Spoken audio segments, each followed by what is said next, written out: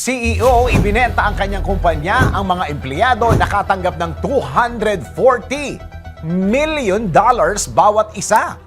Nakakataba ng puso ang mga employer na mababait sa kanilang empleyado dahil dito makikitang pinapahalagahan nila ang mga hirap ng kanilang mga tao. Pero kakaiba ang bait na ipinamalas ng isang CEO sa kanyang empleyado nang binigyan niya ang mga ito ng milyong-milyong bonus matapos niya ibenta ang kanyang kumpanya. Kung bakit ganito ang naging desisyon niya?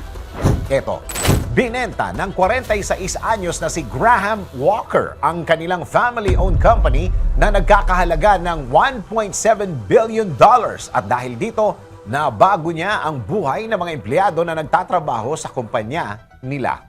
Ngunit bago niya ito ibinenta, naglagay siya ng hindi pangkaraniwang kondisyon sa kontrata nila ng buyer. Ang paglalaan ng 15% ng kita ay dapat mapupunta sa mga empleyado kahit hindi sila nagmamay-ari ng kahit anong stocks o shares. Dahil dito, 540 na empleyado ang nakatanggap ng kabuuang $240 million o mahigit 14 million pesos bilang bonus, pero bago nila ito tuluyang makuha, kailangan muna nilang manatili sa kumpanya sa loob ng 5 years. 5 taon.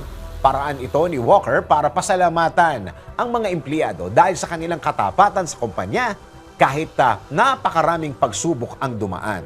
Nagbigay ng malaking pagbabago sa buhay ng mga empleyado ang kanilang natanggap na bonus dahil ginamit daw nila ito para magbayad ng utang, bumili ng bahay o sasakyan, bayaran ng college tuition ng kanilang mga anak at mag-ipon para sa kanilang retirement. Ikaw, saan mo gagamitin ang pera kung bibigyan ka ng malaking bonus? Bibilhin mo ba ang lahat ng gusto mo o gagamitin mo ito para mag-invest? DWIZ Research Report. Report. Thank you for watching. Tuloy lang ang panonood at pakikinig ng tamang balita sa DWIZ News, DWIZ News FM Regional, DWIZ News TV, Aliw Channel 23, nationwide. Mag-follow, like, subscribe at i-share ang aming mga social media accounts.